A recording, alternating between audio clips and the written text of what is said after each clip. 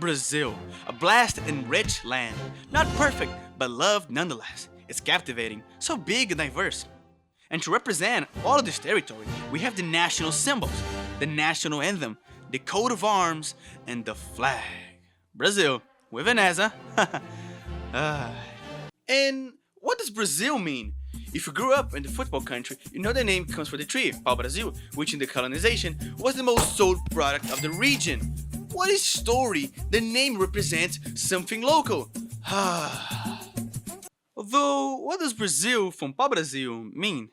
Kinda like the question didn't solve, is it? Well, the pau-brasil was the most sold merchandise, because with it, you could generate a red tint, which was very rare in Europe, used to make fabric and so on. A red, intense like the ember of fire. Amber, Brazil. And that is the Latin version, although there is another version of this word, the Celtic origin. In a nutshell, it's an Irish myth about a mythical island. Beaches like no other, Pacific natives, and waterfalls everywhere. Spoiler, the island is a myth and it never existed. But at the time, it was totally a thing. It was even featured in many maps. Though the myth is Irish, all of Europe knew it. So when Cabral came here in the 1500s, he thought it reached the mythical island. And why is that important?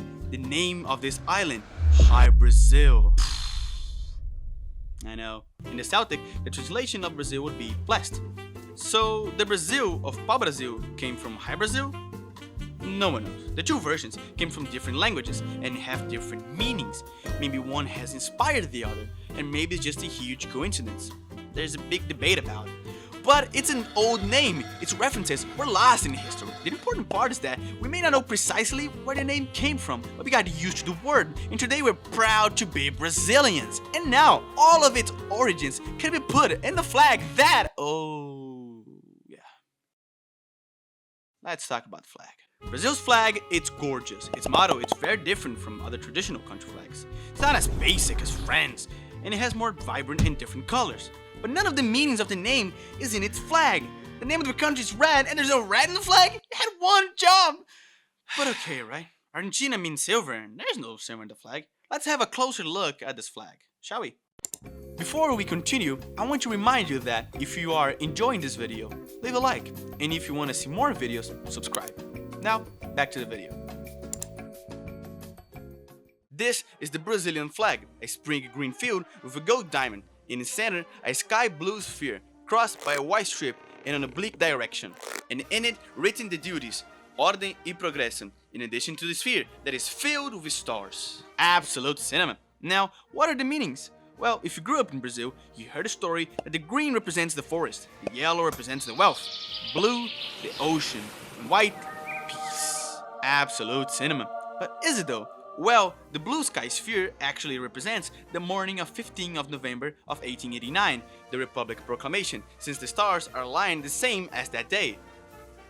Although there are errors, like the Scorpion constellation, which is huge at open sky, and here was drastically altered, and the Southern Cross, which is way bigger than it's supposed to be, since this is a symbol very used here in Brazil. Beyond that, we have the motto, Order in Progress, which is a fancy phrase, until you realize that no one talks like that. You're not gonna be walking in Rio de Janeiro and someone gonna scream, Order in Progress! You're gonna cheer up. No. Also, this phrase is part of a famous poem, Love as a Principle, Order by Base, and Progress by the End, from Augusto Conte, which summarizes the principles of the positivism, which like, 1, you realize it should be written Love, Order, and Progress, and that's weird. 2, most people don't even know who Augusto Conte is, given that 3, positivism kinda ended in the 19th century. But none of that matters, right? The important part is the green and yellow, the national colors. Where do they come from? Well, they are inspired from the Imperial flag. Given that, it reminds us of the battle and the glorious victories of the Army and the Navy and the Homeland Defense. Considering that,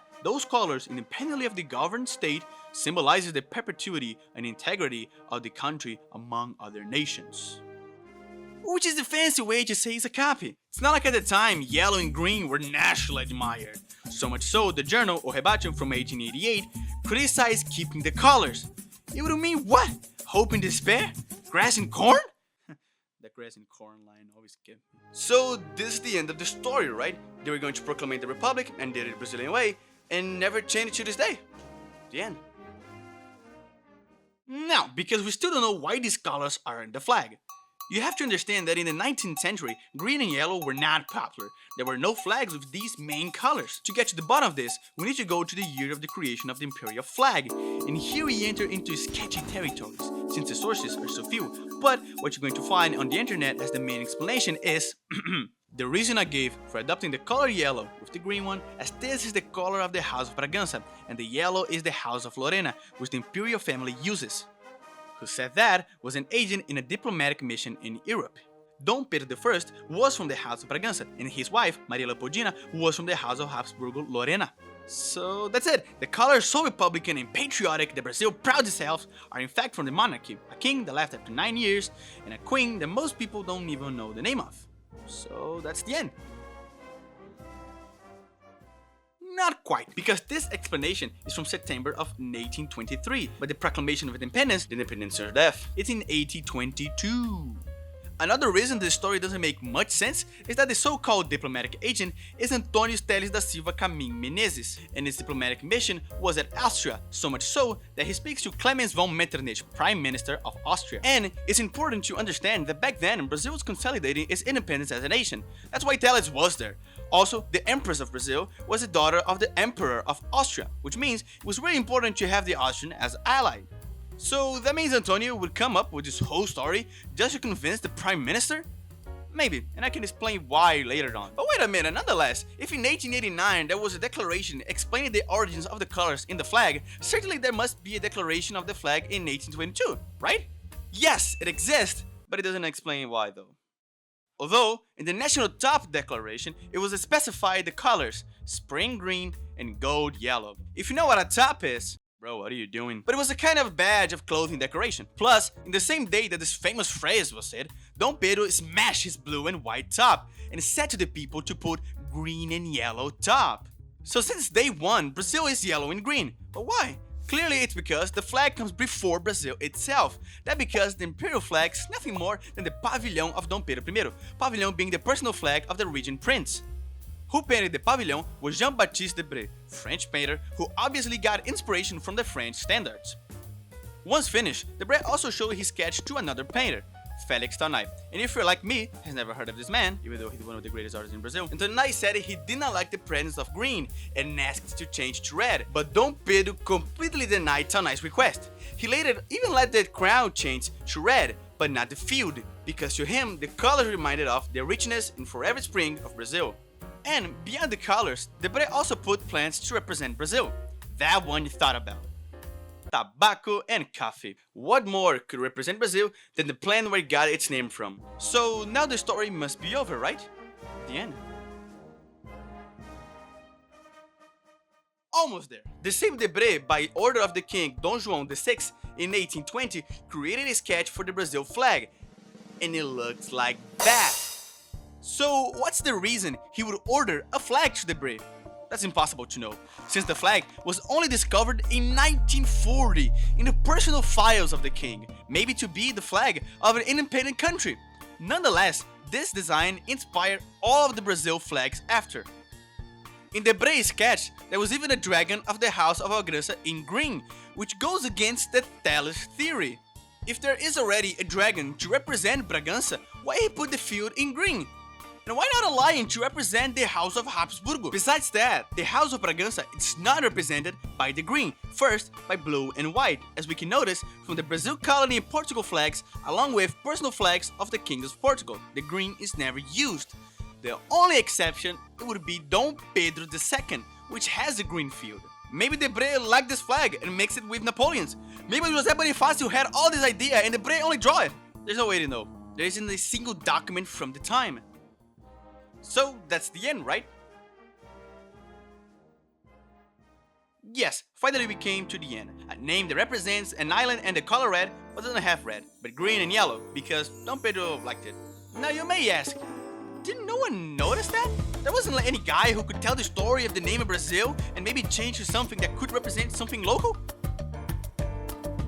Let's become a republican and not revisit the name that means red, but instead use the colors of the monarchy. Let's become an independent country and not put the name of the tree that gave us our name. Instead, let's use coffee and tobacco. Why? Because the flag doesn't matter that much, because nothing has really changed, because the forces that govern the country never changed. Who declared independence wasn't the people, but an elite, including the heir. Who declared the republic wasn't the people, but an elite of the military. Marechal Deodoro, first president of Brazil, was a monarchist. Why do you think the imperial flag looks so much with the current one? One day someone said the name was Brazil, and so it was. One day someone decided a flag, and so it was. It always has been like that. Brazil always was, since the hereditary captaincies till this day, an enormous territory governed by a small amount of people who never left power. It's important to understand that the meaning of the name and the flag change with time. It's unimaginable thinking about changing it. It's too loved, and there's no meaning in changing it. What it stands for has evolved, and it's much bigger than its origin. But Brazil, the story of the name and flag of this nation reveals the real history of its people, where everything is accepted because the people can react, and the power is in the hands of few.